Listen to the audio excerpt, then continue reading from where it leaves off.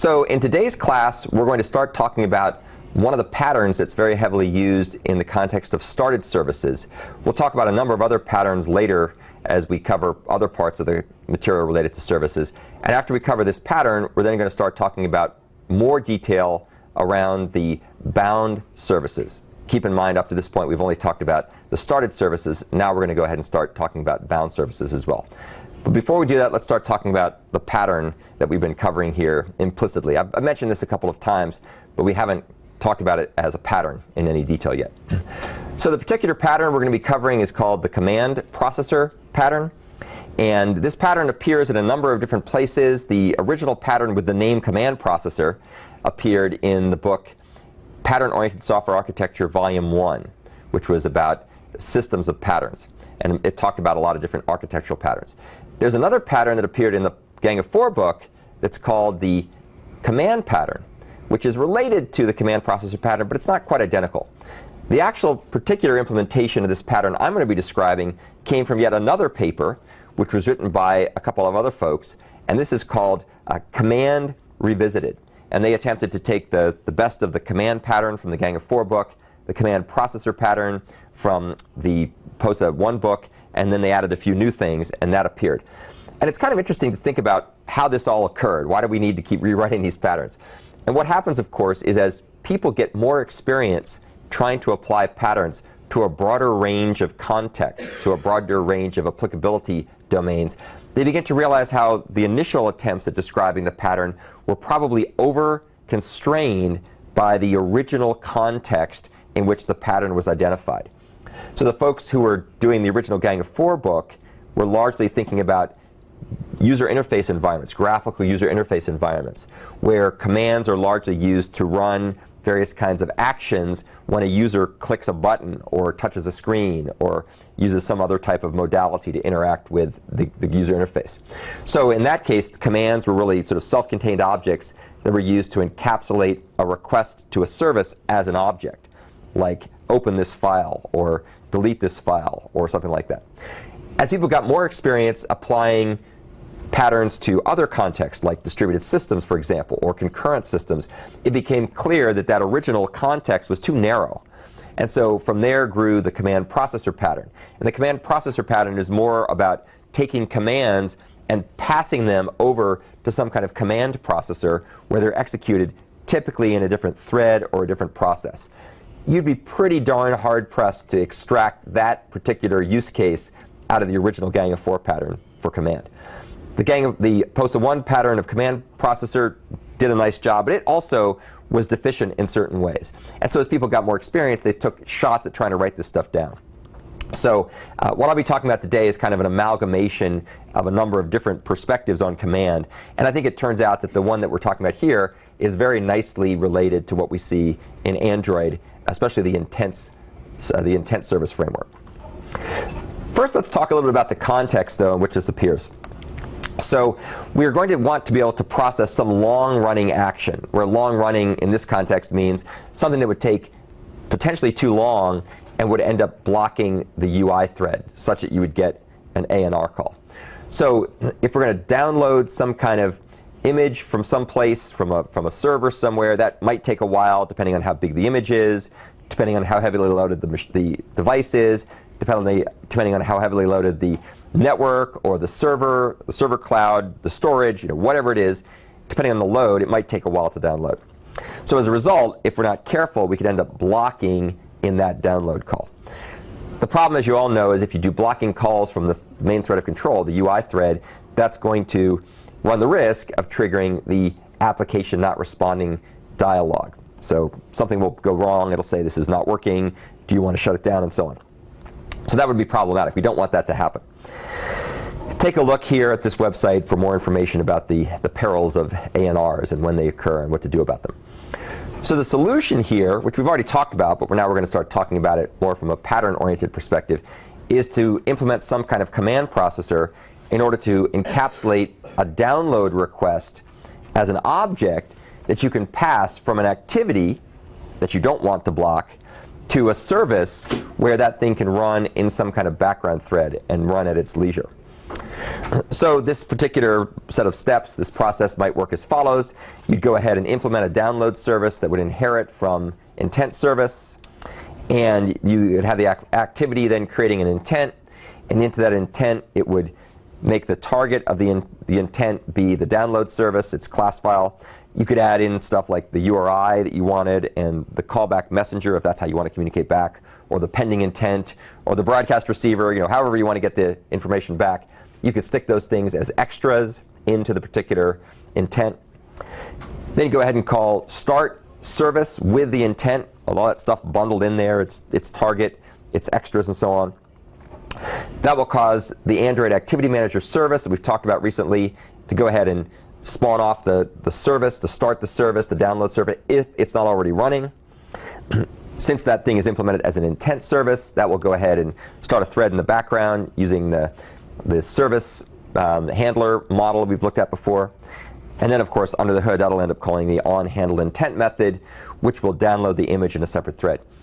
By the way, we had an interesting discussion on the mailing list about the thread pool executor, which is part of your current assignment, and what might be the benefit of using that. So if you think about intent service, the intent service only lets there be one thread at a time, the background thread, that's being used to download the image. And that works for the very simple use case we just described here. You have one activity talking to one service, which is downloading one file.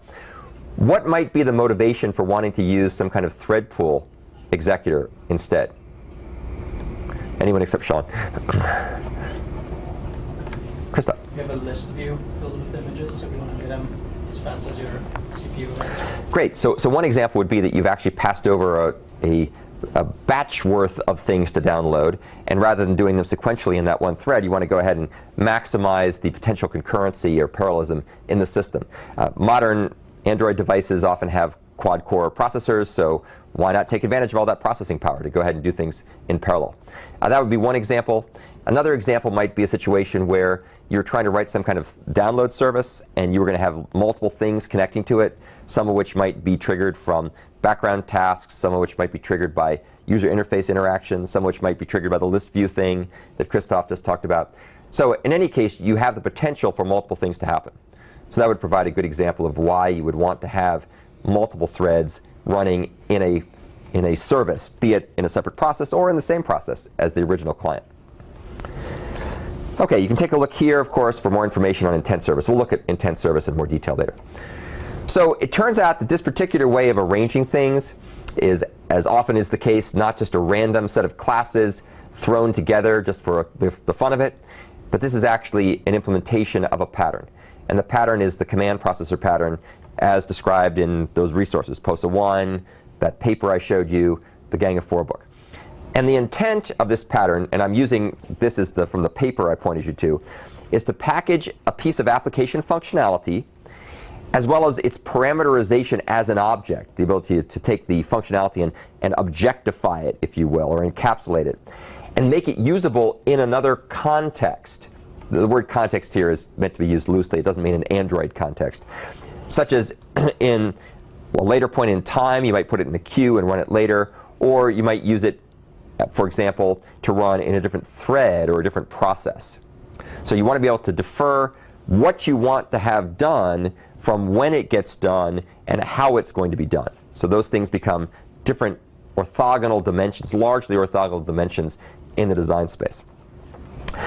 So here's a picture of the pattern from the POSA 4 book, which is a distillation of various things.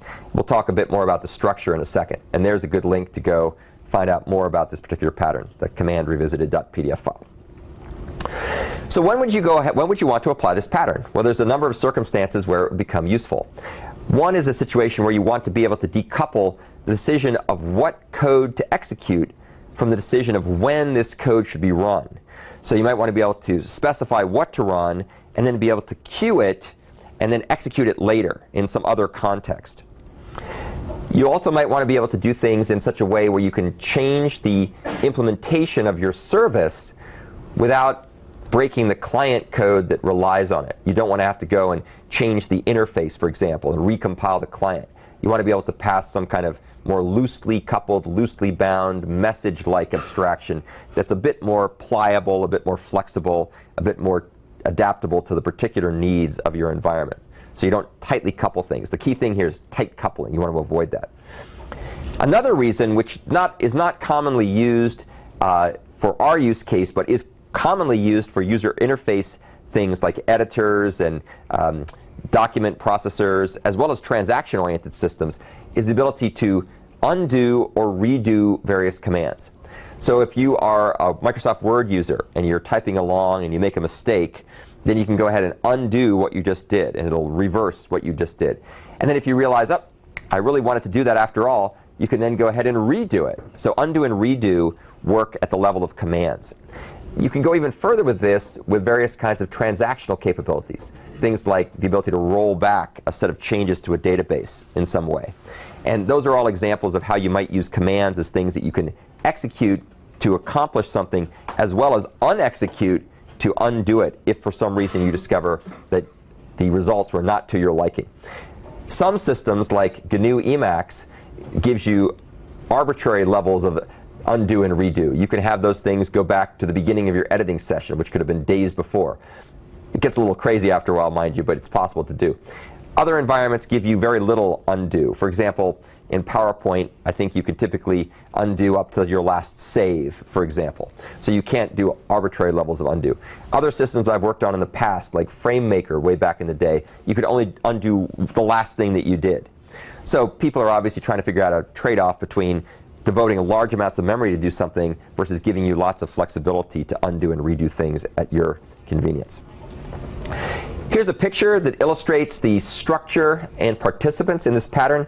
Again, keep in mind, this is the command revisited version. This is not exactly what you'll see if you read the Gang of Four book or the Post of One book, but I think this is a good job. So you have something that you call a command, which has a bunch of operations on it. And typically there's some way of being able to execute the command. And then you often have a way of being able to customize or subclass or somehow specialize the original command to make a concrete command. Now we'll see in Android that the commands we're going to be passing around in this particular environment are intents, and you typically don't inherit from an intent. Instead what you do is you take an intent and you add extras to it to add additional fields and information that will be used and stored along with the intent when you send it someplace. And we'll show some examples of this in just a second. You then have some kind of creator, which is used to create these commands as well as to pass them to something to do the work. In our particular context, the creator is going to be an activity of some kind, like a download activity. Then we have an executor or an executor, depends on whether you're someone who plays first-person shooter games or whether you're someone who works as a bank accountant. And so in this particular case, the executor is going to be the intent service. It's going to be the thing that actually executes the work associated with the command that it receives. And then there's an execution context, which could be a variety of different things. I've chosen to map that to the context that you get with Android, but there are other things you could map that to as well. Okay, so that's the static view. So you get, from a structural perspective, you get the key participants who are involved and a brief description of what they do. Keep in mind, as is always the case with patterns, there's subtle variations quite possible, and they may not line up exactly what we're talking about here, but it still may be the very same pattern, and that's perfectly okay. Let's now talk a little bit about the dynamics. That's how the structural participants interact with each other. So in this case, we have a creator, like an activity, that goes ahead and creates the intent and calls start service. Well, it creates the intent, puts a bunch of things into the intent, extras, data, and so on, and then it goes ahead and it calls start service. And that start service call causes the executor to wake up, and the executor then goes ahead and runs the onHandleIntent method, and the onHandleIntent method is what's going to be used to actually execute and process the intent that was sent over to the intent service as a command from the activity. So you can see how there's a pretty nice mapping, kind of one-to-one, on the various parts from the pattern description in the book into the parts that you find in Android. And as we've gone through this class, I've been amazed, as I've looked more deeply into what Android's doing, the number of places in Android that map pretty much almost perfectly onto patterns that you commonly find in the Gang of Four book and the POSA books and other books as well. And that's a good thing, because it means that Android has high pattern density. It means the people who designed it either intentionally or accidentally, serendipitously, figured out how to tap into some really good time-honored ways of building these kinds of systems.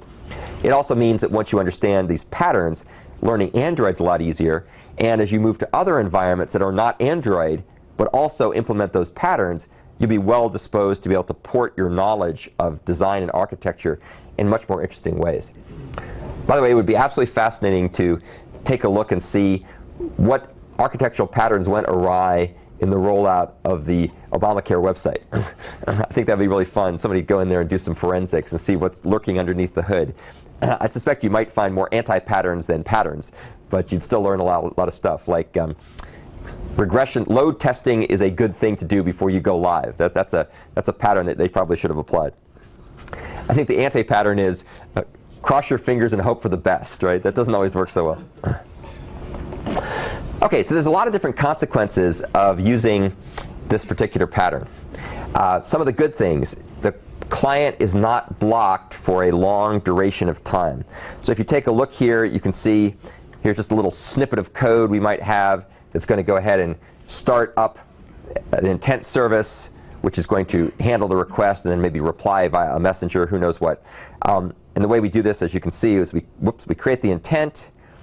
We say we want it to run with a download class. We set the data. We create a messenger. We stick that in as an extra. And then we call start service. And the call to start service does not block the client. It's not going to wait for that thing to start. It's just going to sort of fire it over there and go on its merry way, to be driven by further callbacks.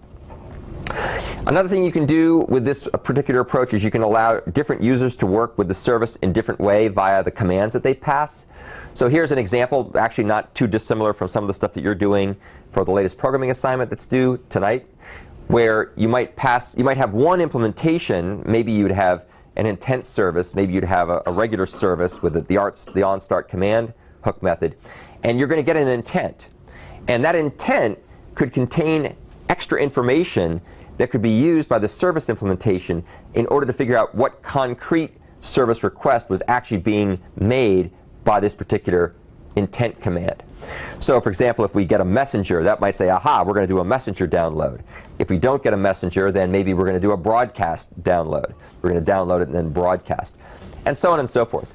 And the cool part about this, if you really think carefully about what this pattern is allowing you to do, it's giving you a common interface, namely start service, which always looks exactly the same.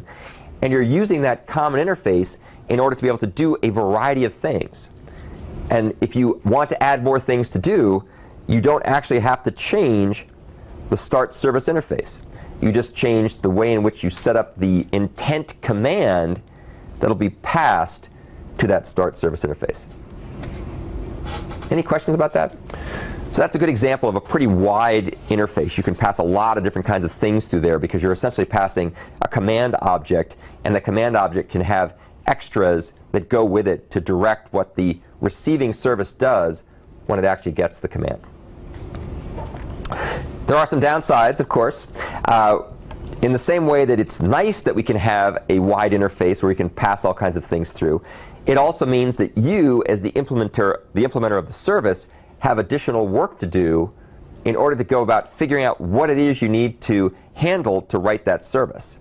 In fact, if it's really open-ended, people can pass you intents that have extras that you don't understand. They could just throw various stuff in there, and either you ignore it because you didn't know to look for it, or if you get it, you're like, what's this thing? I don't know what to do with this. So that's one of the downsides of a very wide interface. Even though it doesn't require many changes to the interface when you enhance and extend the service capability, the services over time become difficult to understand because you don't really know what they do. Keep that thought in mind when we talk later about bound services, because bound services, as you see, are often, not always, but often used with more strongly typed interfaces where you know ahead of time what you're passing, and the writer of the implementation knows precisely what it's getting. And so that allows you to be able to be a bit more strongly typed. And so we'll compare and contrast this later with the broker pattern. The other thing that you don't really get with command is you don't get two-way operations without some additional work. So for our particular case, and in fact you guys are seeing this in the current programming assignment, in our particular case, where you do need to get the result back, you have to do something else. You have to create a messenger and send back the reply to the messenger. You have to create a broadcast receiver and then broadcast back to that thing. You have to create a pending intent and get that back, etc. There's lots of different ways to do this, but you, the application developer, are responsible for figuring out these protocols. It doesn't come pre-baked into the communication abstraction. And think about that too, because when we talk about bound services and the Android interface definition language, you'll see how those services give you additional capability and additional ways to do this that requires less work at face value. There's some subtleties we'll talk about when we get to it, but at one level, two-way communication becomes somewhat easier. So what are some of the known uses? Well, the intent service, of course, is a great example of the known use. There's also other things you get in Android that behave much like this. So the runnable interface that you get is kind of a command. You can kind of make a runnable, and you can pass that thing through to be processed in another thread of control by the message loop, that's the looper that's in that thread of control that's associated with the handle that you talk to. Many user interface toolkits provide some support for commands in various ways. Interpreters for command line programs often do this. The GNU Emacs we talked about before uses commands, and so on and so forth. So it's a pretty common pattern used in a lot of different places. So to wrap up, the command processor pattern gives us a nice way to be able to communicate information between a sender and a receiver, and to do it in a way that makes it easy to accomplish asynchrony. And of course, that's because you aren't blocking, waiting for the response to come back. And you can have things be concurrent, they can be networked, and so on. Obviously, in Android, you get kind of concurrency that goes between threads or between threads in different processes. Android doesn't, out of the box, give you the command pattern implementation for network communication that goes to a server. You'd have to use some other means, like the Apache libraries or something like that, in order to be able to do that kind of communication. OK, so that's the first part of this discussion. What I'd like to do now is give you a little bit more detail about how the command processor pattern is applied in Android. And this is going to be somewhat a review, but we're just going to look a little bit more in terms of the steps involved and kind of map this from the pattern onto what's in Android. And it'll also give you a chance to see another visualization of how these things work.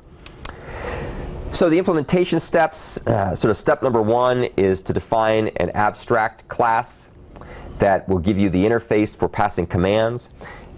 In many environments, you have some kind of execute method that you're going to use to do the work. In Android, it doesn't quite work that way, but it's along those lines. There's an intent, and the intent is parcelable, which means you can turn it into something that can be sent across a network and reconstituted on the other, or across the processes between different processes on Android, and then reconstituted on the other side. We then have the need to be able to add state, so you can pass information, data, along with the command. In many cases, that's used by subclassing from a command interface and filling in a bunch of fields to do the bidding of the subclass. In the context of Android, it's a little different, but it's along the same sort of lines. We have a bunch of operations to set data and get data, which work on URIs, as well as to be able to put extras and get extras to be able to work on other kinds of data, strings, ints, bundles, things like that. We also then have to define and implement the creator, the thing that actually creates the stuff that we're going to use with the commands. So in our particular case, that's typically done by an activity where we might have some kind of click handler, which when you click on it, will go ahead and make an intent connected either implicitly or explicitly to some kind of service or other component. And then you stuff the various extras into the intent, and then you call start service, which, as we've seen, doesn't block. We then have to define the context. In this particular case, we'll just grab the context that we get from the Android context, which on the activity side of the world gives you operations to do a whole bunch of things. On the service side of the world, gives you some other things. You can do things like send broadcasts, or be able to register receivers for broadcasts, start activities, start services, and so on and so forth. Those are various things you can do in the context. And then the final thing, of course, is to implement specific command functionality in subclasses. So in the context of our pattern implementation in Android, what that's going to relate to is inheriting from intent service and then filling in the on-handle intent hook method, which, as you all know, when it gets called back, will be running in a separate thread of control. Here's another way to look at this stuff. This is how this might be applied in the context of your programming assignment. So we might have a download activity process, which has a download activity. And let's assume we're using the messenger variant of things here. And we go ahead and send the service to the activity manager service. It starts up this particular thing. And the intent service will then, on-handle intent method, will go ahead and grab that information and then reply back to the messenger. As you can see, in this particular case, the service connection portion is not used. So I'm going to go ahead and just zap that from the picture here. We'll talk about this in just a second when we start talking about bounded services, because they end up actually using this kind of stuff. Here's a little bit of the code just to illustrate this. So you can see we go ahead and create an intent, put some information into the intent. And here's the receiver. We go ahead, in this particular case, get the bundle of extras out of the intent, go ahead and look up the URI, get that back, and then we go ahead and get the messenger that was also bundled in there, download the file, and then send the messenger back to the client. OK, so that's basically the coverage of the intent service. Are there any questions about any of that stuff? So at this point, you should be very well equipped to do the intent service part of the assignment, which is really simple. And that's great. That's intentional. Android makes it really easy to do worker thread-like concurrency and to combine it with ways of talking between different processes or between activities and services where the service will then have its own thread running in the background. So that makes life easy. OK, what I'd like to do now is I'd like to talk about bound services. So just to kind of recap where we've gone, we've talked about services in general. And then we've also talked about started services. And in the context of talking about started services, we talked about various ways to communicate from the started service, from the activity to the started service, largely by putting things in intents as extras or data. And then we've also talked about 3 different ways of getting data back from the intents, or back from these services. So we talked about using messengers. We talked about using broadcast receivers. We talked about using pending intents. And now we've talked about the command processor pattern, which is basically the pattern that helps to guide the design and rationale for the particular way in which Android does started services. Now we're going to talk about a bound service, and we're going to see how it differs from a service, from a started service, and we're also going to see how you can program it.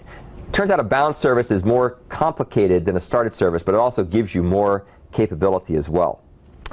So a bound service basically gives components an interface that clients use to interact with the service. And there's a couple of different ways to do this. One way to do this, the very simple way to do this, but not really very generalizable, is to use messengers. So it's actually possible to be able to bind your activity using a bound service to a service that gives back a messenger.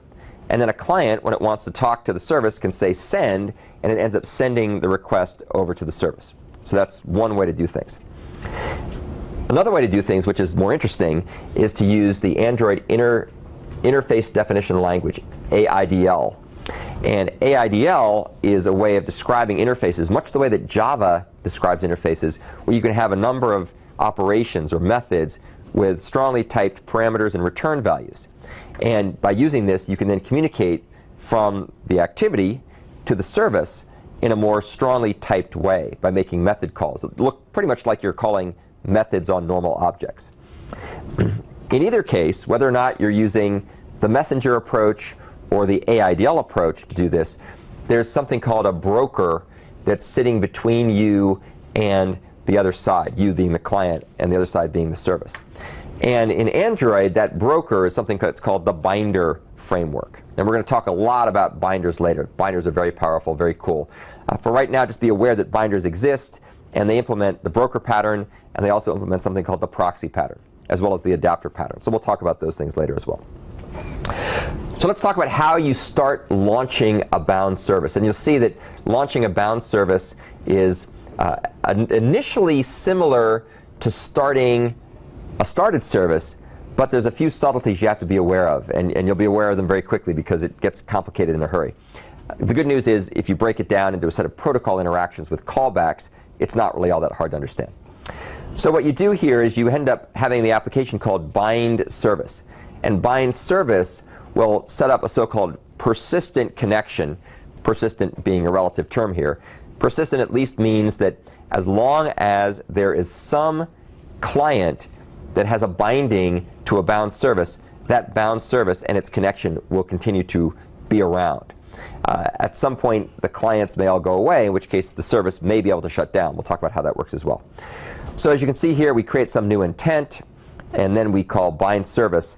And one of the things you'll notice here is that you have to be able to pass a connection object to the service. So let me change the name here, update to match the slides. So when you call bind service, in addition to passing the intent and some other flags, you also have to give it a service connection object. And the service connection object is used in a very interesting way via callback operations to do a handshake with the service that gets started. And I'll show you that from a couple of different perspectives. It's a little bit mysterious at first to see how it all works. So keep in mind that this is kind of on the client side. Now we're talking about the service side. So on the service side, several things happen. The onCreate method will be called for the service, and then an onBind method gets called. So if the service is not already running, it'll be started. Its onCreate method gets called, and onCreate does a variety of different things. But here's the interesting part. This is the part where the onBind operation gets used. And I guess just for kicks, let's do this just for kicks. I will do a little surgery here, and I'll come back and clean this up later. I'm actually going to put this stuff over here in this example. And we will then say binder equal new download stub. We're going to do this call in onCreate. It doesn't have to be done here. Just give it something to do. And then down here in this code, when the service is up and running, when the bound service is up and running, then Android calls back the onBind method on the service. Now, remember, a started service always returns null for onBind. But a bound service has to return some kind of so-called binder object. And we'll see what this binder object does later. The particular binder object we have here is one that's called binder, and it's of type iDownload.stub. You'll get to learn more about how this works later. OK, so the binder object goes back to the client, and we'll see how this gets used in a second. And what happens here, henceforth for a little bit, is an interesting sort of dance going back and forth. There's a protocol that's run to make sure that both sides get state that's important for them. So the client calls bind service, passes this service connection object. That service connection object is going to be used under the hood, and the onBind method gets called back to get a binder. And then under the hood, what will happen at this point is that the Android framework, the Android runtime, will call back onto the onServiceConnected hook method defined by the service connection instance in the client side, in the activity side. And what it's going to pass back is the binder instance that was returned from onBind. So the iBinder instance gets returned back to the calling client via its onServiceConnected hook method. Now this is confusing at first because there's lots of callbacks taking place between the activity side and the service side, but we'll break it down. I'll show you some animations that'll hopefully make it more clear. The client then takes this information and it stashes it away somewhere. It stores it in something that's basically a proxy, and in this case we call it sync service. And I should probably go ahead and define what that thing is. That thing is basically of the appropriate type that can be used to call this. So it's the download. I think it's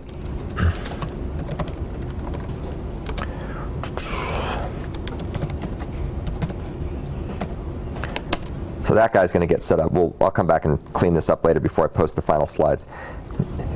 So now that we've got our proxy, then what can happen is the client activity, when someone clicks a button, like they click the download file button, we go ahead and say, download the image from whatever URI was passed in, and that will go ahead and make a call over to the service, and the download image method gets called back on the binder, and that guy then goes ahead and downloads the file.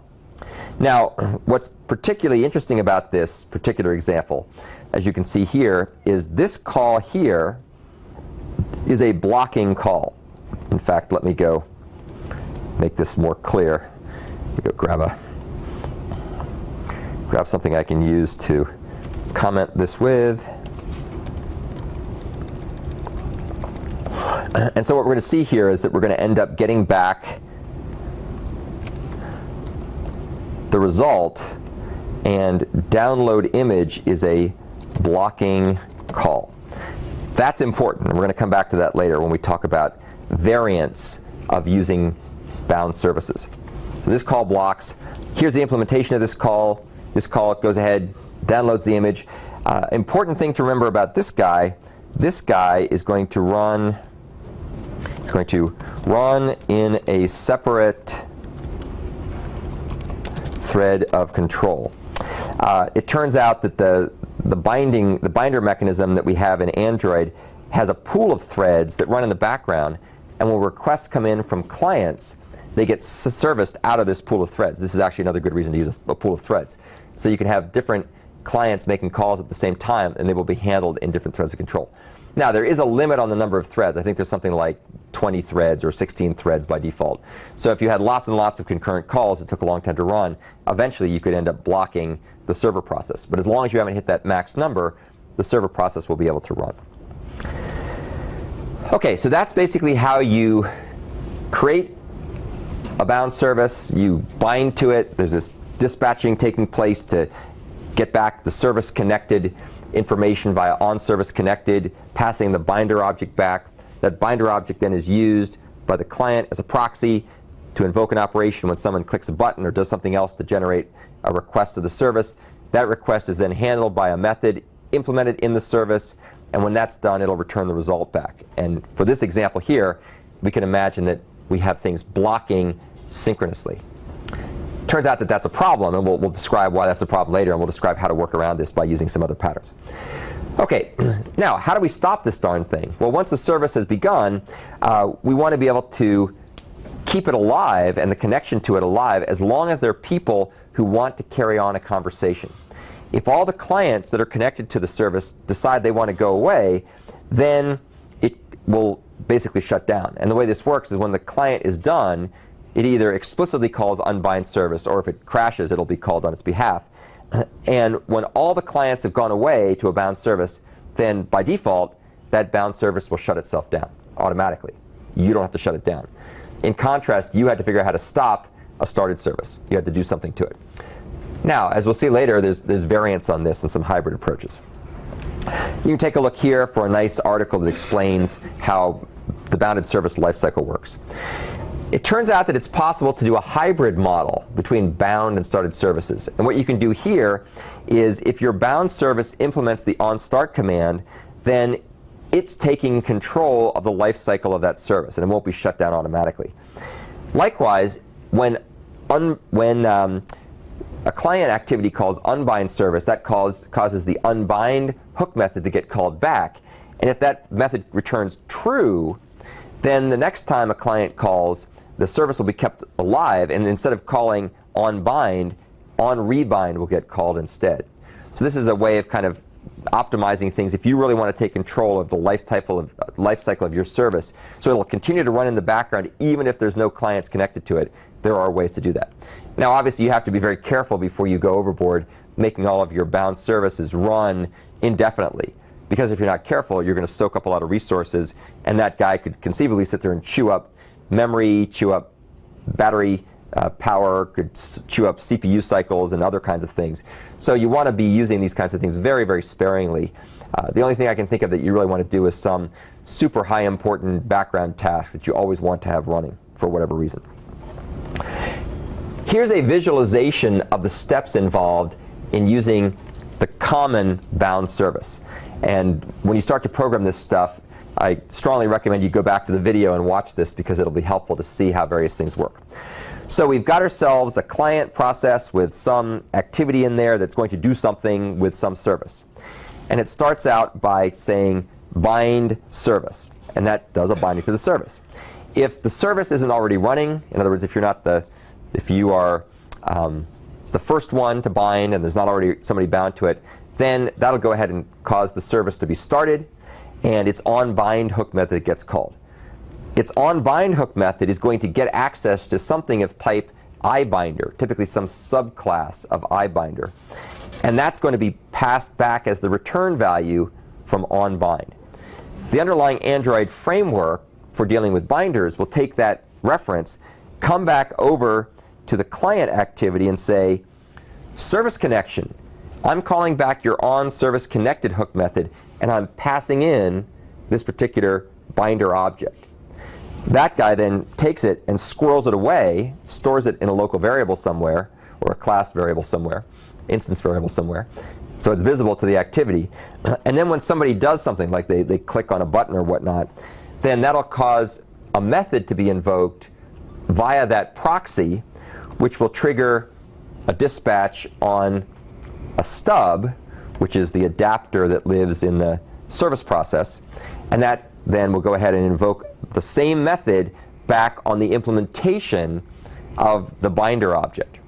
So what we're really doing is we're essentially passing back a proxy from the service to the client activity, storing that through a callback through onServiceConnected, and then using that proxy to invoke method calls on the client activity that end up being dispatched back in the service.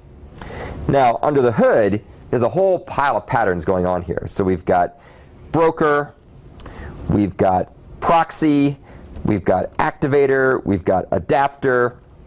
We've probably got 2 or 3 more things that I haven't listed here. But the point is that you've got a lot of patterns, and the Android binder environment is a very pattern-rich type of thing. So later we'll talk about the broker pattern, we'll talk about the proxy pattern. You'll get a chance to learn these patterns.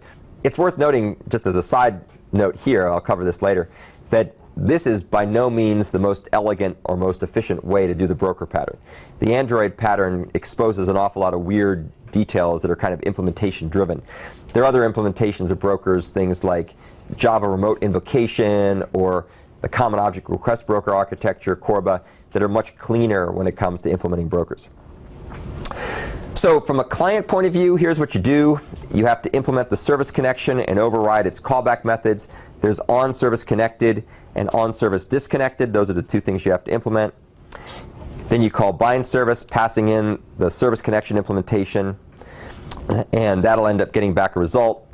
When the receiver side processes stuff, that causes the onServiceConnected call to get dispatched, and you get back the proxy that you're going to stash away. And when you're done, you unbind, and then that goes ahead and removes your particular connection to that service. Now, there may be other ones. If there are, then it'll typically continue to run. Always make sure you unbind when you're done so that you don't have problems where services run longer than expected. From the services point of view, there's a bunch of steps that are involved. When Android calls onBind, it gives it back this iBinder, and this all occurs asynchronously. So the client does not block in bind service. The client does not block in onServiceConnected.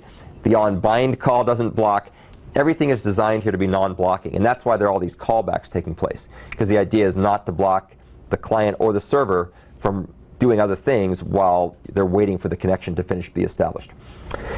In fact, the ironic part is, out of the box, by default, everything is non-blocking except for the 2-way call to do something like a download image. That blocks. So we're going to talk later about how to fix that by passing callbacks. Okay, so we talked about this, how those things work. So to kind of wrap up this stuff, and then we'll do the quiz, turn out that there are 3 different ways to communicate between clients and bound services. One way is to use the binder class. This really only works if everything's running in the same process, so it doesn't generalize. The other approach is to use a messenger. We're going to show some examples of that very soon.